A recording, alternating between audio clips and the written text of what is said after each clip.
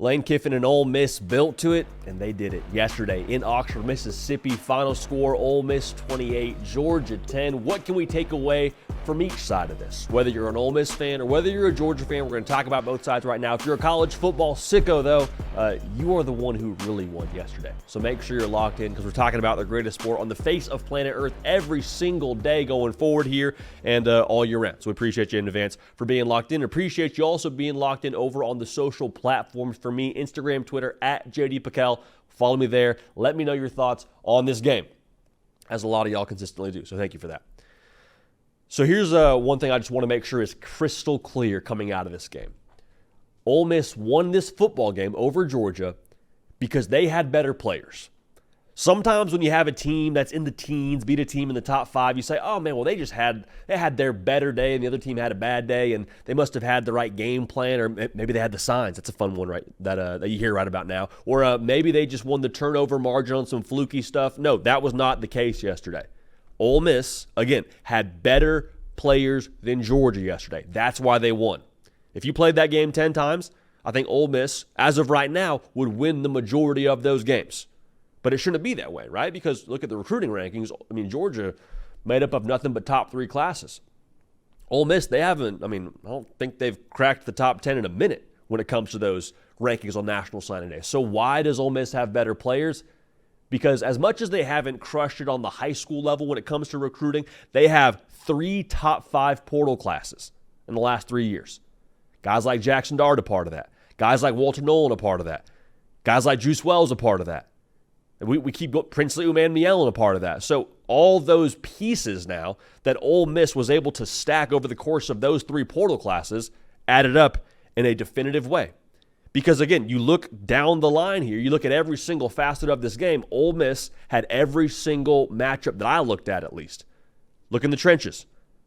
Ran for over 100 yards, did Ole Miss, held Georgia to 59, got after Carson Beck to the tune of 5 sacks. Lights out. That was the kind of a performance it was from Ole Miss yesterday. On the perimeter, the skill players for Ole Miss, better showing in my opinion than what Georgia had out there. You kept waiting for that difference maker for Georgia to step up and make a play, and we never saw that. There's no Brock Bowers. There's no Ladd McConkey. Instead, it was Jordan Watkins. Again, it was Juice Wells. Ole Miss's arguably best player on offense outside of Jackson Dart didn't even play yesterday, and Trey Harris. Like they could have had another matchup there. Georgia's secondary was, they had issues throughout the day with these skill players of what Ole Miss had.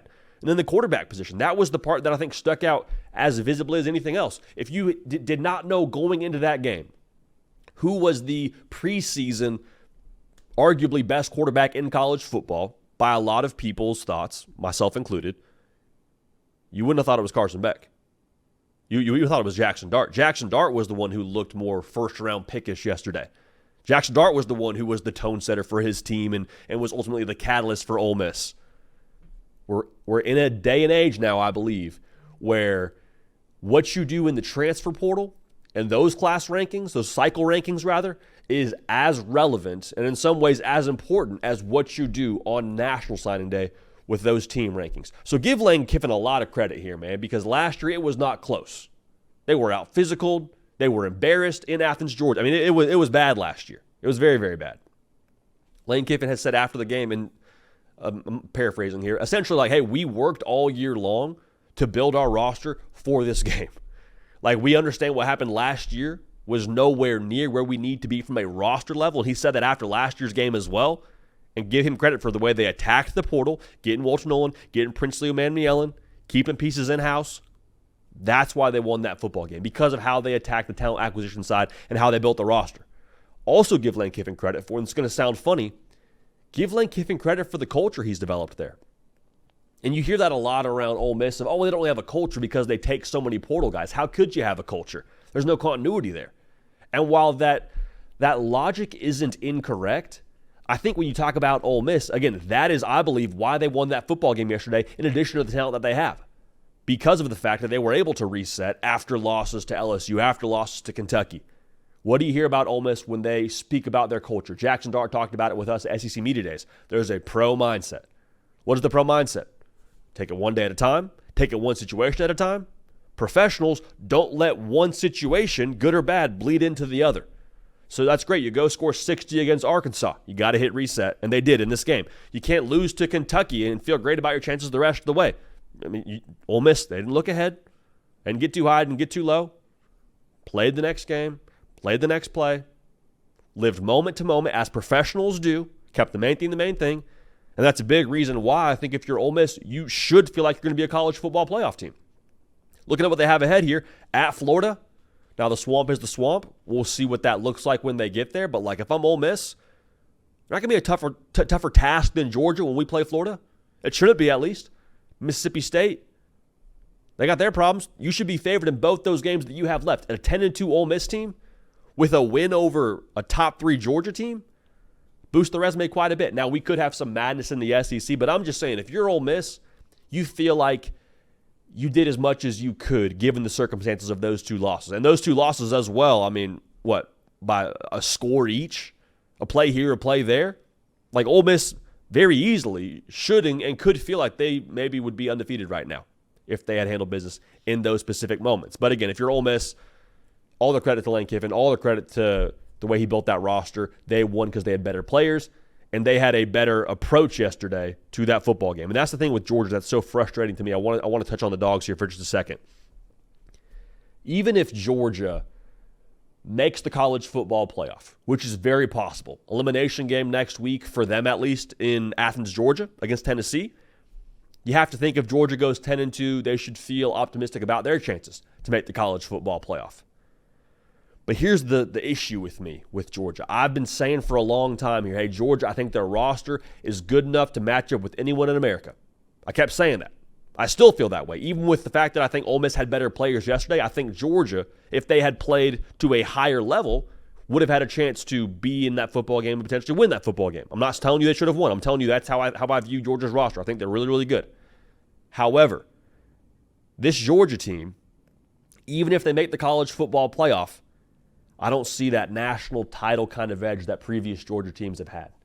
I don't see that killer instinct. I don't see that back against the wall. We're about to go play with our hair on fire. We're going to play to our championship standard, our championship edge. I don't see that from this Georgia team. I see it in spurts. I see it in moments when they're on the road against Texas and College game days there, and they're an underdog for the first time in forever. But I didn't see it yesterday against Ole Miss. I saw them get out-gritted yesterday in Oxford. I saw a team that wanted it more in Ole Miss. And so the concerning thing for me here is even if Georgia makes the college football playoff, I don't see those championship traits that previous Georgia teams have possessed. Whether their back was against the wall or not, they were coming for you. Every single game was the Super Bowl for them. And that's not to say they didn't have games where they struggled with those national title teams. That's not to say that Georgia can't still turn it around and hit the reset button, but I'm telling you, it would take something from me that I haven't seen from this Georgia team. So, if they show up the way they showed up against Ole Miss, and they think, okay, we're coming back home, no way we lose a third game.